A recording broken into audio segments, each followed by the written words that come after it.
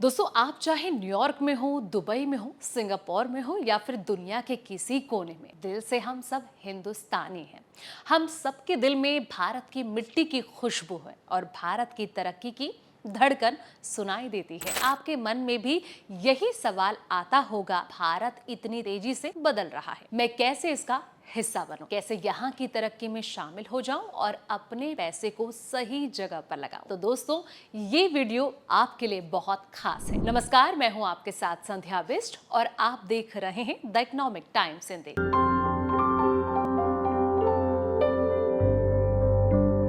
इस वीडियो में हम मिलकर देखेंगे कि 2025 में भारत के कौन से सेक्टर सबसे दमदार और आप एनआरआई होकर भी उनमें निवेश कैसे कर सकते हैं। तो आइए जानते हैं कहां कहां निवेश आप कर सकते हैं। लेकिन ये जरूर याद रखें कि हर निवेश में जोखिम है, इसलिए किसी भी निवेश से पहले फाइनेंशियल जो एडवाइजर होते हैं, इनसे सलाह आप जरूर ले लें। सबसे पहला जो सेक्टर है वो है ग्रीन एनर्जी।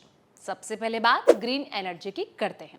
बता दें कि भारत 2030 तक 500 गीगावाट नवीनीकरण ऊर्जा बनाने का लक्ष्य लेकर चल रहा है। अडानी ग्रीन, रिन्यू पावर और साथ ही टाटा पावर जैसी कंपनियां इस रेस में सबसे आगे हैं। सोलर पैनल और विंड टरबाइन प्रोजेक्ट तेजी से लग रहे हैं। बता दें कि सरकार जो है ग्रीन बॉन्ड जारी कर रही है और PLI स्कीम में उत्पादन को बढ़ावा दे रहे हैं। इसका मतलब ये हुआ कि इस सेक्टर में लंबे समय तक पैसा जो है लगाने वालों के लिए सुनहरा मौका साबित हो सकता है। बस ध्यान रखने वाली बात यह है कि प्रोजेक्ट अप्रूवल में देरी या फिर कच्चे माल की कीमत जो है वो बढ़ना रिस्क बन सकता है। अगला जो सेक्टर है वो है डिजिटल टेक और IT सर्विसेज। अब बात करते हैं इसके बारे में। तो बता दें कि भारत का जो डिजिटल पेमेंट वॉल्यूम 2025 में $3 ट्रिलियन छूने वाला है। जी हाँ, TCS, इन्फोसिस, विप्रो जैसे IT कंपनियां जो हैं क्लाउड, आर्टिफिशियल इंटेलिजेंस और साइबर सिक्योरिटीज में तेजी से काम कर रही हैं। NRI के लिए ये जो सेक्टर है इसलिए खास है क्योंकि यहाँ कमाई डॉलर में होती है।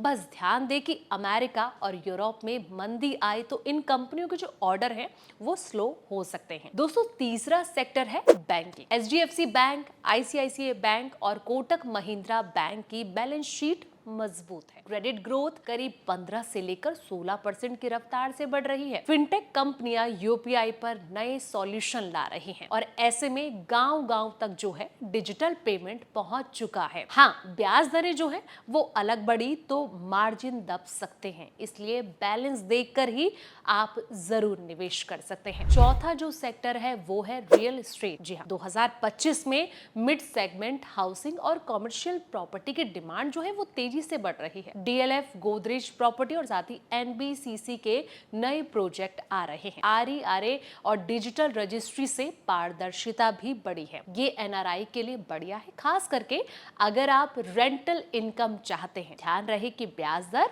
और निर्माण लागत बढ़ने पर कीमतें प्रभावित हो सकती हैं। अगला और आखिरी जो सेक्टर है यानी कि पांचवा सेक्टर वो है हेल्थ केयर। भारत दुनिया का सबसे बड़ा जेनरिक मेडिसिन सप्लायर है। डॉक्टर रेड्डीज, सन फार्मा, अपोलो हॉस्पिटल जैसी कंपनियां जो है वो तेजी से विस्तार कर रही हैं। मेडिकल टूरिज्म भी बढ़ रहा है। अमेरिका और यूरोप के नियामक नियम कड़े हैं तो उन पर नजर रखना जरूरी है। टैक्स और अकाउंट सेटअप। अब बात करते हैं कि टैक्स की। NRI निवेशकों के लिए दो खास अकाउंट है, NRE और NRO। NRE अकाउंट पूरी तरह से टैक्स फ्री है और पैसा आसानी से विदेश भेज सकते हैं। NRO अकाउंट में भारत में कमाई गई आय जमा होती है और इस पर टैक्स जो है वो लगता है। भारत का 88 देशों के साथ डबल टैक्सेशन अवॉइडेंस एग्रीमेंट है। इसका मतलब ये हुआ कि एक ही आय पर आपको दो देशों में टैक्स जो है वो नहीं देना पड़ेगा। 2025 में भारत में निवेश का माहौल जो है शानदार है। अगर आपको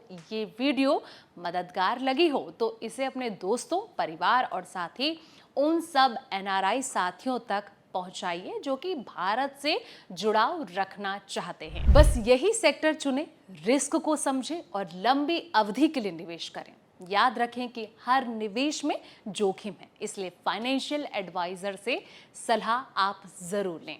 भारत के ये सेक्टर सिर्फ आंकड़ों की बात नहीं कर रहे हैं, ये हमारे देश की तरक्की की कहानी लिख रहे हैं। जब आप इनमें निवेश करते हैं तो ये सिर्फ पैसों का निवेश नहीं होता, ये भारत के भविष्य में आपका योगदान भी होता है।